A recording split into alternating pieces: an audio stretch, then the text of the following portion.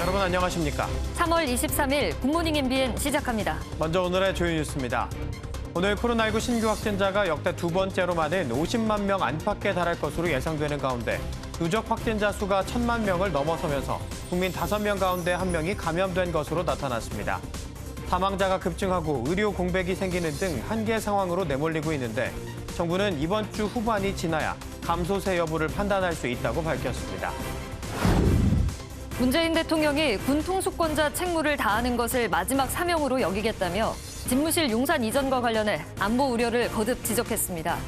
윤석열 당선인 측은 집무실 이전이 늦어지면 취임 이후에도 청와대가 아닌 통이동 인수위 사무실을 그대로 쓰겠다고 재차 밝혔습니다. 아파트와 연립주택 등 올해 공동주택에 적용될 공시가격이 오늘 발표됩니다. 정부는 재산세와 1가구 1주택자의 종부세를 지난해 수준으로 동결할 방침인 것으로 알려졌습니다. 러시아군의 침공으로 우크라이나에서 숨진 민간인이 1,000명에 육박하는 가운데 미국은 러시아에 대한 추가 제재를 예고했습니다. 우크라이나 의용군에 동참하겠다며 휴가 중 무단 출국한 현역 해병대 병사는 현지 국경검문소에서 붙잡혔습니다. 오늘은 전국이 대체로 흐린 가운데 일부 지역에서 비가 내리고 내륙을 중심으로는 낮과 밤의 기온차가 10도 이상 크게 벌어지겠습니다. 수도권과 충청 지역 등은 미세먼지 농도가 나쁨 수준까지 오를 것으로 보입니다. 코로나19 누적 확진자가 1,000만 명을 넘어섰습니다. 사망자도 급증하면서 최근 일주일 동안 1,800명을 웃돌았고 위중증 환자 역시 연일 1,100명대를 기록해 의료 체계가 한계 상황에 다다르고 있습니다. 방역당국은 오늘과 내일 확진자의 규모를 봐야 유행 정점 여부를 판단할 수 있다고 밝혔습니다. 표선우 기자가 보도합니다. 어제 오후 9시까지 47만여 명이 코로나19에 새로 감염되면서 누적 확진자가 1,000만 명을 넘었습니다. 국민 5명 가운데 1명이 감염된 것으로 지난 2020년 1월 20일 국내에서 첫 확진자가 나온 지 792일 만입니다. 특히 최근 3달 동안 확진자 수가 전체의 94%를 차지했고 3월 한 달 동안은 전체의 68.5%로 나타났습니다. 사망자도 일주일간 1,835명을 기록하며 급증세를 보였는데 사망자 가운데 35%는 요양병원과 의료기관에 입원한 기저질환자였습니다. 최근 4주간 치명률이 0.1%인 만큼 정점을 지나더라도 위중증과 사망자는 후행하는 속성상 2, 3주 정도는 계속 300명대 안팎을 보일 것으로 예상됩니다.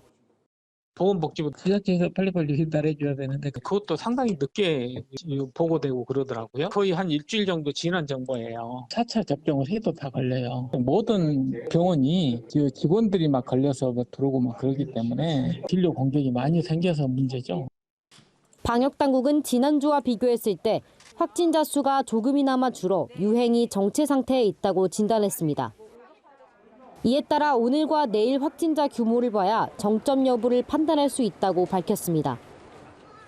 특히 내일부터는 통상 주말 검사량 감소 효과가 사라지며 확진자가 증가하는 날이 시작되기 때문에 스텔스 오미크론의 점유율도 올라가고 있어 감소세가 얼마나 분명하게 빠르게 나타날지는 아직 판단하기 어렵습니다. 확진자가 폭증하면서 중환자 병상이 한계에 다다르고 현장 의료 인력도 턱없이 부족하다는 우려가 나오고 있습니다. MBN 뉴스 표선우입니다. 코로나19 백신을 접종받고 나서 심근염으로 숨진 20대 집배원이 처음으로 순직을 인정받았습니다. 인사혁신처는 최근 열린 공무원 재해보상심의회에서 지난해 8월 화이자 백신 2차 접종을 한 뒤 사흘 만에 숨진 20대 집배원 김모 씨에 대해 공무상 재해를 인정했다고 밝혔습니다. 우체국 내에서 접종 독려 분위기가 있었다는 점과 최근 질병관리청이 심근염과 백신의 연관성을 인정했다는 점이 고려된 것으로 알려졌습니다. 코로나19 백신 부작용으로 숨진 공무원에 대해 공무상 재해가 인정된 것은 처음으로 앞으로도 비슷한 인정 사례가 나올 것으로 보입니다. 대통령직 인수위원회 외교안보분과는 오늘 서울 통이동 사무실에서 통일부와 병무청의 업무 보고를 받습니다. 통일부의 업무 보고는 북한의 핵실험과 대륙간 탄도미사일 발사 등 대북 정책과 북한 인권 개선 문제 등에 초점이 맞춰질 전망입니다. 또 병무청 업무 보고에서는 최근 출산율 급락에 따른 병역 자원 확보 방안 등이 중점적으로 다뤄질 것으로 보입니다. 지난해 말 사면된 뒤 현재 삼성 서울병원에서 치료를 받고 있는 박근혜 전 대통령이 내일 퇴원합니다. 국민들을 상대로 직접 인사를 할 예정인데 어떤 메시지가 담길지 관심입니다. 김종민 기자가 보도합니다. 박근혜 전 대통령의 측근인 유영하 변호사는 박 전 대통령이 내일 오전 8시 30분 삼성 서울병원에서 퇴원한다고 밝혔습니다. 박 전 대통령은 퇴원하면서 승용차를 이용해 곧바로 대구 달성군에 마련된 사저로 향할 것으로 보입니다.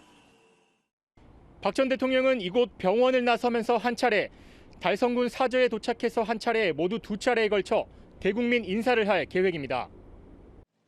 박 전 대통령이 육성 메시지를 내놓는 것은 지난 2017년 3월 피의자 신분으로 서울중앙지검에 출석한 이후 5년 만으로 정치적 메시지가 담길지도 주목됩니다.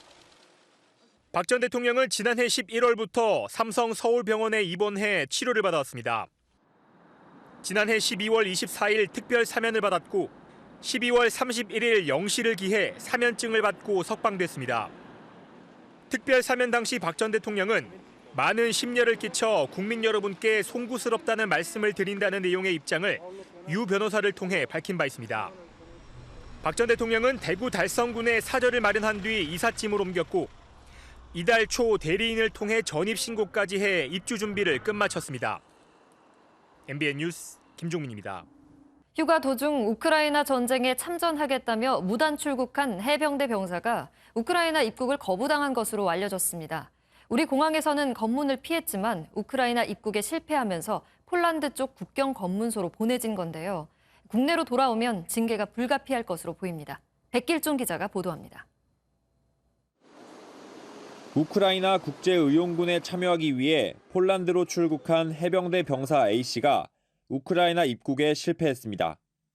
폴란드, 우크라이나 접경지로 이동한 A씨는 우크라이나 측 국경 검문소에서 입국이 거부된 것으로 알려졌습니다. 휴가 마지막 날이던 지난 21일, A씨는 여권을 갖고 집을 나가 부대로 복귀하지 않고 폴란드행 비행기에 탑승했습니다. 현역 군인이 해외여행을 하려면 국외 여행 허가가 필요하지만 이를 제대로 확인하지 않아 출국을 막지 못한 겁니다. 앞서 A씨는 오픈 채팅방에서 러시아의 우크라이나 무력 침공 상황을 언급하며 민간인들이 죽어가는 상황에 군인으로서 가만히 보고 있을 수만은 없었다고 언급했습니다.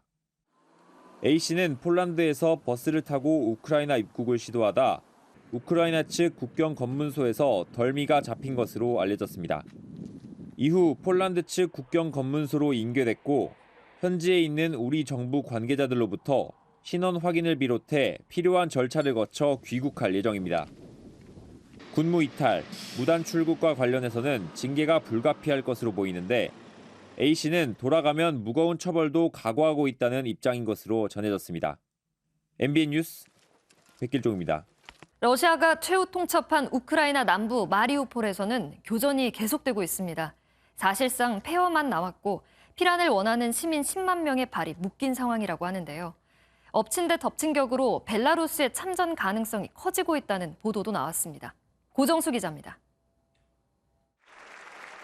우크라이나 젤렌스키 대통령은 이탈리아 의회 화상연설에서 러시아군에 저항 중인 마리우폴의 어려움을 호소했습니다.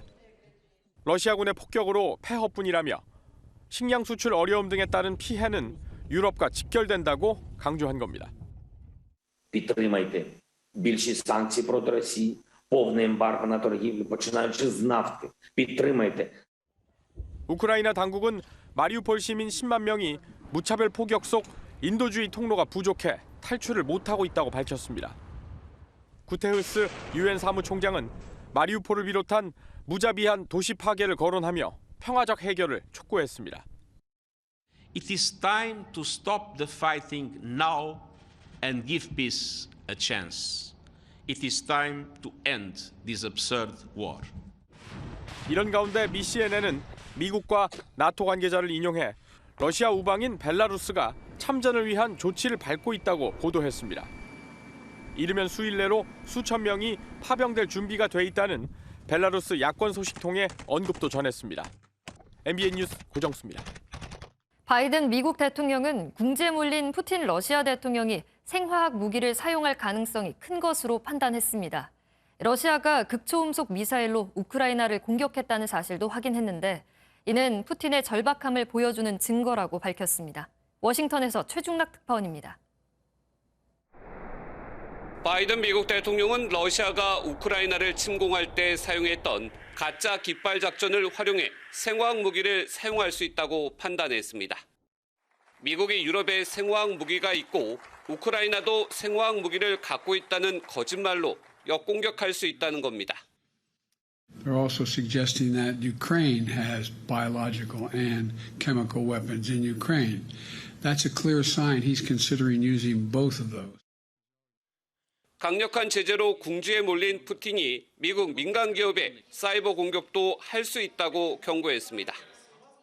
And what I want to mention very quickly with you all is one of the tools he's most likely to use, in my view, in our view, is cyber attacks.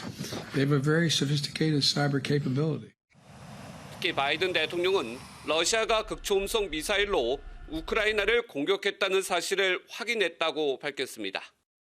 극초음속 미사일은 레이더 탐지 회피 기능이 탁월한 것으로 평가받고 있는데 러시아가 멀지 않은 우크라이나에 사용한 것은 푸틴의 절박함을 보여주는 증거라고 강조했습니다.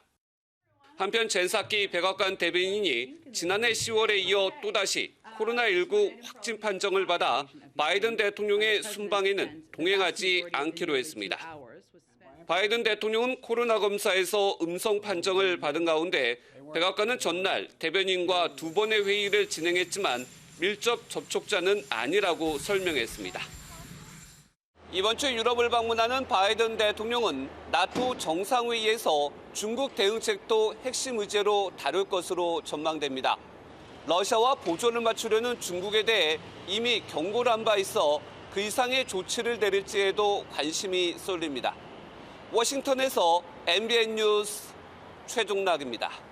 전자발찌를 훼손하고 여성 2명을 살해한 혐의로 재판에 넘겨진 강윤성에 대한 구속이 연장됐습니다. 서울 동부지법 형사합의 12부는 어제 강 씨에 대한 추가 구속영장을 발부한다고 밝혔습니다. 강 씨의 변호인 측은 이날 발부된 구속영장은 사기, 여신 전문 금융업법 등에 적용한 것이라며 구속기간은 2개월로 2번 연장이 가능해 5월에 예정된 국민참여재판을 진행하는 데 문제가 없다고 설명했습니다.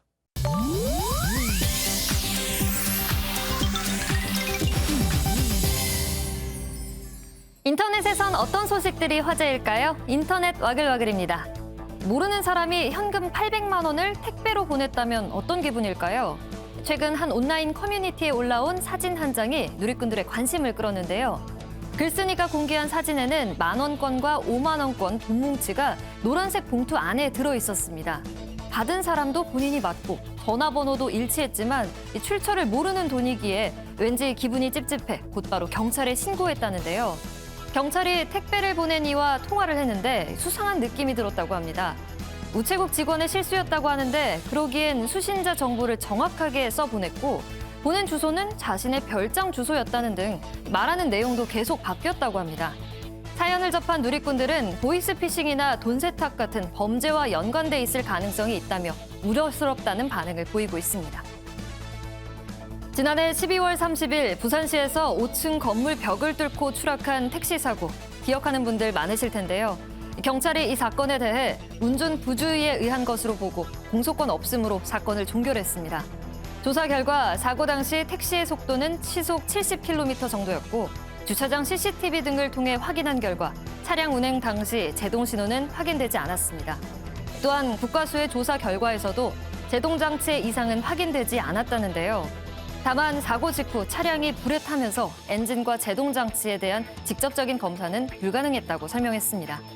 차량 운전자였던 택시기사의 부검 결과에서도 음주나 다른 질병은 확인되지 않았다고 전했습니다. 한편 해당 구청은 당시 주차장 외벽의 안전 구조물이 부실했다고 보고 대형 마트 측에 과징금을 부과한 것으로 알려졌습니다. 콜롬비아 라파엘 뉴네스 국제공항에서 출발하려던 비행기가 승객들의 단체 몸싸움으로 연착되는 일이 벌어졌습니다. 블루투스 스피커 음량 문제를 두고 싸움이 일어난 건데요. 술에 취한 승객 4명이 비행기 안에서 크게 노래를 틀었고 이에 주변 승객들이 조용히 해줄 것을 부탁했습니다. 하지만 더욱 노래를 크게 틀어버리며 조롱했다는데요. 주먹이 오가는 큰 싸움으로까지 번졌습니다. 이에 비행기는 출발했던 공항으로 다시 착륙하는 바람에 결국 목적지엔 정해진 시간보다 늦게 도착했다고 하는데요. 비행기 안에서 이렇게 난동을 부리는 건 다른 승객의 안전을 위협할 수 있다는 점 잊지 말아야겠습니다. 인터넷 와글와글이었습니다. 오늘 전국의 아파트 공시가격이 발표됩니다. 지난해 수준의 상승률이 예상되는데 공시가격 상승에 따른 세 부담 완화책도 함께 발표될 예정입니다. 민경영 기자입니다. 국토교통부가 오늘 아파트를 포함한 전국 공동주택 공시가격을 발표합니다. 지난해 전국의 공동주택 공시가격은 전년도 대비 19.05% 올랐습니다. 업계에서는 정부의 공시가격 현실화 방안과 전국 아파트 실거래가 추이 등을 고려해 올해도 지난해와 비슷한 수준의 상승률이 발표될 것으로 전망합니다. 공시가격 상승에 따른 세금 부담을 완화시키기 위한 대책도 발표될 예정입니다. 방안으로는 부동산의 과세 표준을 정할 때 적용되는 공정시장가액 비율을 낮추는 것이 유력합니다. 이외에도 고령자에 대한 종부세 납부 유예나 보유세 산정 시 과거 공시가격을 적용하는 방안도 검토 중인 것으로 알려졌습니다. 더불어민주당 역시 1가구 1주택자의 부동산 보유세를 산정할 때 2020년도 공시가격을 적용하는 방안을 최근 정부에 제출했습니다. 한편 윤석열 대통령 당선인은 전국의 부동산 공시가격을 2020년 수준으로 환원하겠다는 공약을 내건 바 있습니다. 이에 따라 새 정부가 출범한 뒤 각종 부동산세를 추가 인하할 수 있다는 가능성도 제기됩니다. MBN 뉴스 민경영입니다.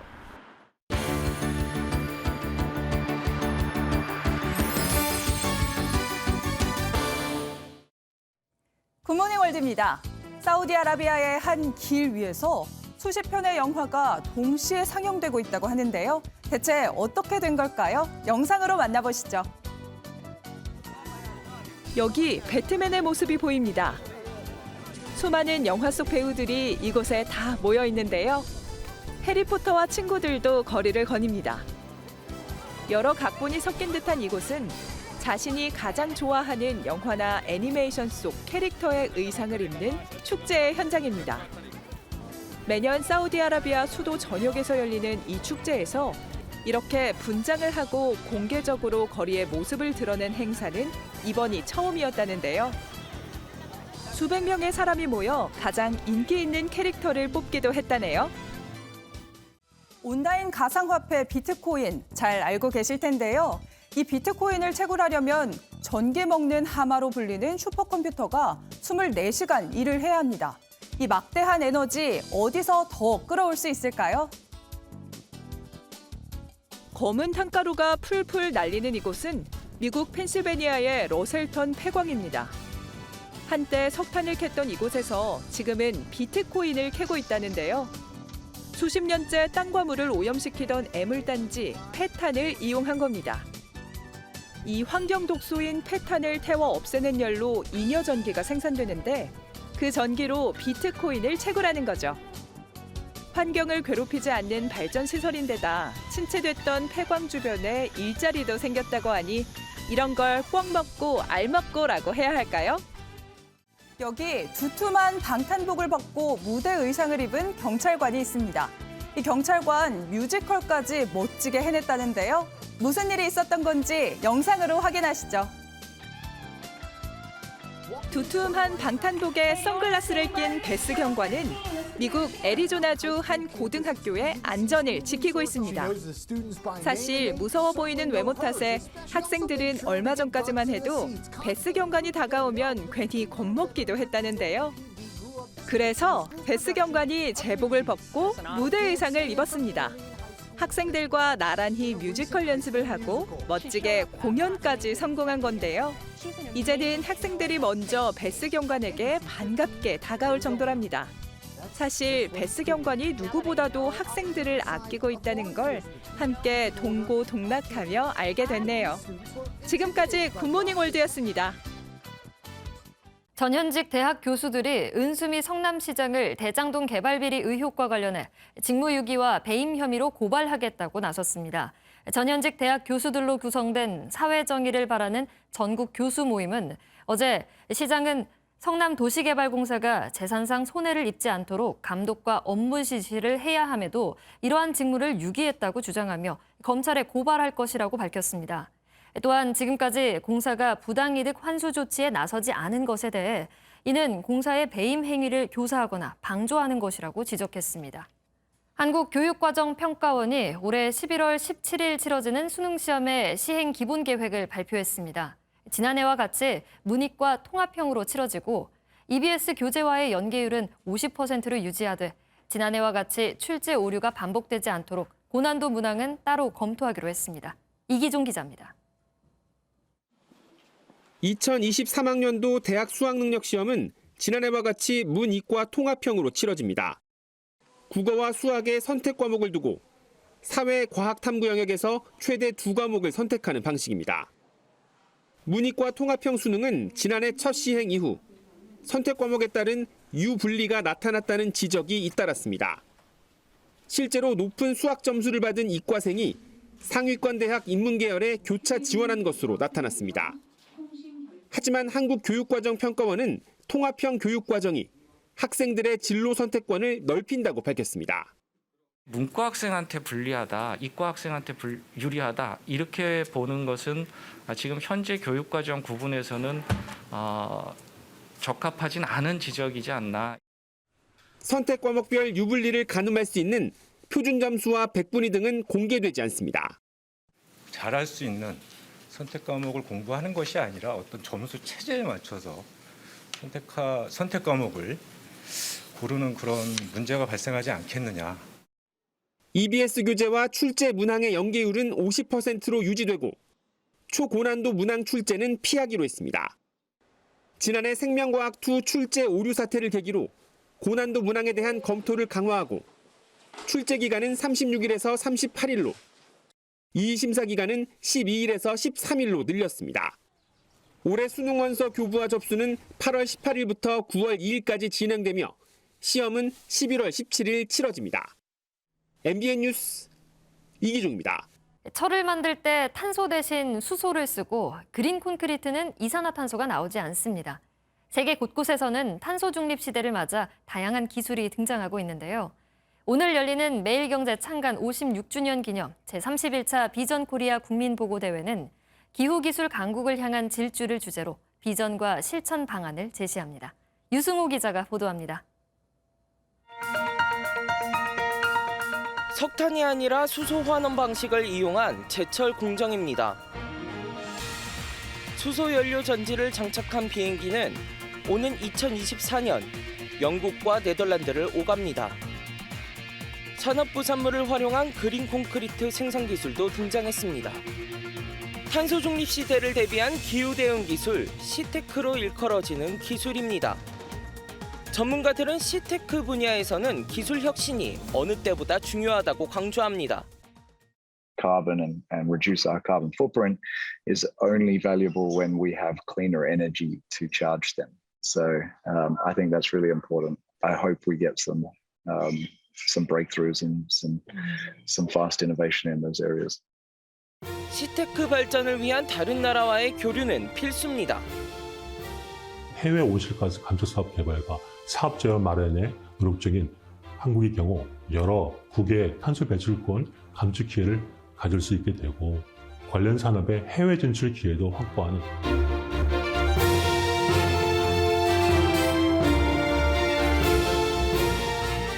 매일경제 창간 56주년 기념 제31차 비전 코리아 국민보고대회에서는 시테크의 현재와 미래를 살펴봅니다. MBN 뉴스 유승호입니다. 오늘 아침은 어제보다 공기가 한결 부드럽습니다.